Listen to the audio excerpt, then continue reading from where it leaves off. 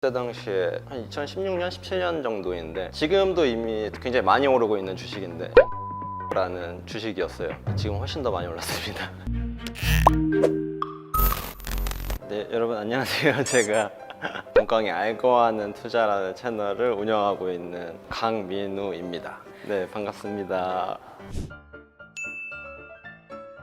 저는 사실 20살 때 처음 했거든요. 올해로 한 12년 정도 됐는데 제가 공부를 막 잘하진 않았지만 대학교를 가야 될까 말까 이제 고민을 하던 시기에 우리 집이 막 엄청 저를 서포트 해줄 수 있거나 대학 등록금을 잘 이렇게 해줄 수 있는 상황이 아니다 보니까 그때 조금 더 돈을 벌어야겠다. 그래서 돈을 많이 버는 직업이 뭐가 있을까 생각하다가 저는 전문직이 될 수 있는 사람도 아니었고 그러기엔 시간도 너무 많이 걸리고 이제 그랬으니까 그때 이제 뭐 저희 큰 누나가 이제 증권사에 다니던 시절이었는데 주식 관련 쪽이 돈을 많이 번다 하더라고요. 빨리 돈을 많이 벌어야겠다. 그래서 빨리 이 상황을 뭔가 타개할 무언가가 필요하다 해서 그때는 단순하게 그냥 오직 돈을 많이 벌기 위해서 주식을 해보자. 뭐 잃을 돈도 어차피 없었고 잃을 건 어차피 시간밖에 없다. 딱 1년, 2년 뭐 안 돼도 정말 후회 없이 최선을 다해보자 하고 주식을 시작하게 된 계기가 아니었나 그렇게 생각합니다. 제가 이제 20살 때 패밀리 레스토랑에서 이제 알바하면서 크진 않았지만 500만 원이라는 돈을 모으게 됐어요. 500만 원이면 충분하다. 어차피 더 이상 돈을 가져올 수도 없는 상황이고 그때 처음으로 주식을 시작하게 된 것 같아요.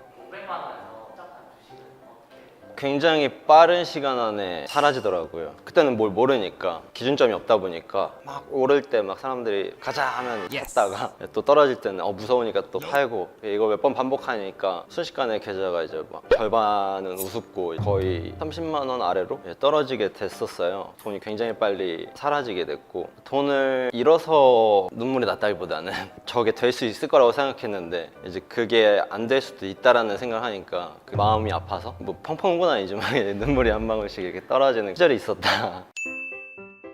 그때 당시 굉장히 많이 사고 파는 행위를 반복했는데 세금이랑 수수료를 포함하면 0.3%인데 한 번 사고 팔면 계좌의 금액이 0.3%씩 이제 로스되는 거예요. 10번만 하면은 3%, 100번 하면 30%. 내가 판 가격에 되팔기만 하더라도 그걸 100번만 반복하면 계좌의 금액이 30%가 사라져 있는 높은 핸디캡이 있어가지고 그걸 극복하기 위해서는 조금 다른 기준이 필요하다. 그때부터 제 계좌에 조금 잘못된 방법들, 객관적인 시선에서 나를 봤을 때 내 거래 내용이 어디서 문제가 있을까 조금 그거에 집중해서 내가 잘못하고 있는 것들을 하나씩 지워나가는 작업을 많이 하고 이제 그걸 몸에 체득화하는 그런 시간을 많이 보내지 않았나 그런 생각입니다.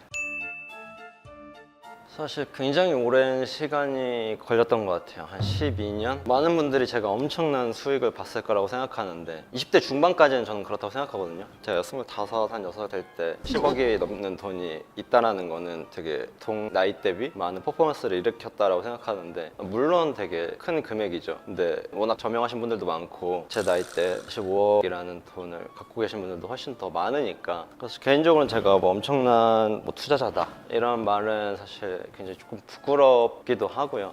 다만 자신 있는 건 어쨌든 12년 동안 많은 시간을 이 시장에서 노력했고 시장에서 퇴출되지 않기 위해서 굉장히 부단히 노력했고 물론 그 금액이 사람들의 기대치만큼 대단하진 않을지언정 나는 이 시장에서 12년 동안 내 자리를 잘 지켜왔고 앞으로 잘 지켜나갈 자신이 있다라는 것 자체가 저 개인적인 프라이드가 있다라고 조금 생각을 하고요. 많은 수익을 주는 주식부터 트레이딩이라는 짧은 시간 안에 많은 주식을 사고 파는 행위를 반복하면서 자산을 증식했거든요. 근데 이제 어느 시점부터는 내가 트레이딩에 쓸 수 있는 금액이 굉장히 한정적이고 전부의 금액을 내가 단기 투자에 사용할 수 없다라는 걸 이제 인지하고 나서부터는 조금 더 장기 투자 종목을 찾게 되고 공부하게 되고 자연스럽게 그런 플로우로 흘러가게 되더라고요. 그때 당시에 한 2016년, 17년 정도인데 그때 이제 막 전기차 시장이 개화하는 시장이었어요. 유럽에서는 이제 내연기관 판매 규제한다 막 이런 뉴스들을 막 보면서 전기차 시장에서 기회가 있겠다. 그러면 나는 뭘 해야 되지? 라고 해서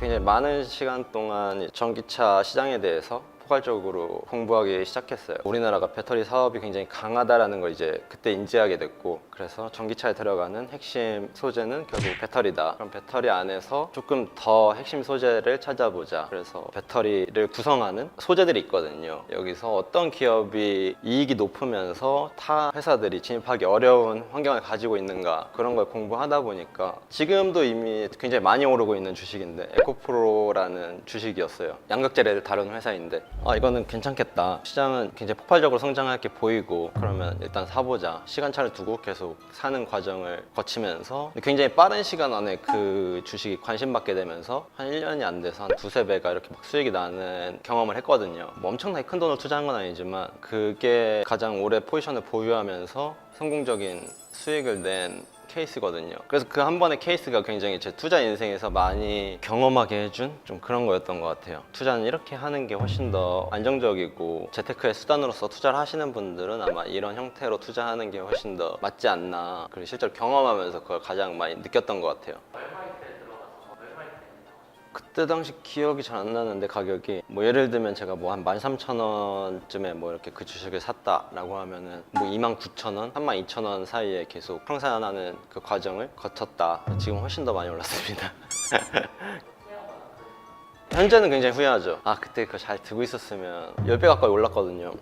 가장 많이 잃었던 금액적으로 많이 잃었다라는 주식은 사실 이야기가 굉장히 어려울 정도로 많은데, 제가 주식을 처음 하던 시점에 어떤 시기에 집중적으로 사람들한테 주목을 받아서 카테고리를 형성해서 그거에 속하는 산업이라던가 집합군들이 단체적으로 이렇게 시세가 상승하게 되는 테마주라고 하는 주식에 제가 참여하게 된 그게 있었는데, 주식을 잘 모를 때 그때 당시에 이제 땅을 팠는데 기름이 나왔다, 규모가 몇십조 원이고 막 그렇다, 그래서 막 주식이 막 뛰고 막 이제 막 그런 경우가 있었어요. 근데 저는 모르니까 이제 그게 진짜인 줄 알고, 그럼 이 회사 얼마 되는가 막 이렇게 상상하게 되다가 단기적으로 이제 그게 다 전부 거짓이라는 좀 그걸 경험하게 된 거죠. 사람들이 틀렸다, 이 회사가 유전을 발견했다는데 사람들이 잘 모르네, 내가 맞는데, 막 이제 좀 그런 상상의 나라에 펼치면서 떨어지는 와중에도 이제 자기가 맞다라는 걸 굽히지 않고 너무 그 주식을 제가 사랑하게 돼서 어떻게 보면 제가 처음으로 이제 깡통을 차게 된 계기? 돈을 많이 번 것도 사실 주변 분들은 제 유튜브를 하고 나서 알았으실 거예요. 제가 주식을 하는 건 알았지만 그까지 많은 돈을 벌었을 거라고는 생각하지 못했던 것 같아요. 물론 이제 가족들은 조금 더 일찍 알았죠. 원래는 계속 말을 안 할 생각이었거든요. 그걸 뺏길까 봐. 이제 8천만 원 정도가 이제 수중에 쌓였는데 최대한 숨겼어요. 이제 숨기다가 이제 한번 제가 현금을 쓸 일이 있어가지고 ATM기에 가서 돈을 뽑고 명세서를 모니터 앞에 한번 놓은 적이 있었는데, 근데 그걸 누나 한번 보게 돼가지고 이제 그 뒤로 뭐 주식으로 돈을 잃었다기보다 거기에 돈을 많이 잃었죠. 근데 뭐 개인적으로 굉장히 행복한 시간이었는데, 집에 있던 빚도 많이 청산하고 뭐 누나들의 결혼 자금도 조금씩 도와주고 계좌가 많이 조금 쪼그라드는 그런 상황이 있었는데, 뭐 어쨌거나 이제 그런 반응이 있었죠. 친구분들한테 들어가서 여전히 계속 많이 오고 있고요. 어렸을 때 막 공차던 사이 막 이런 친구들까지 물어보고 싶잖아요. 이제 다 주식을 하니까 바이오 뭐 제약주가 되고 있는데 요거 민우 어떻게 생각하냐, 그때 나 기억하냐, 막 이제 그럴 수 있잖아요. 그래서 제가 몇 번을 이제 그걸 답장하다가 그런 케이스가 조금 많다 보니까 저도 잘 해주고 싶은데 그 마음이 잘 안 되더라고요. 그런 부분에서 굉장히 많이 피로를 느꼈던 적이 있었고, 근데 뭐 지금은 잘 답장을 안 해요. 제가 그 친구들의 인생을 책임질 수 있는 것도 아니기 때문에 지금은 태도가 많이 편했다. 유익하셨다면, 어려운 거 아니잖아요. 구독 그리고 알림 설정 눌러주시고요. 좋아요 버튼 눌러주시면 또 감사하겠습니다.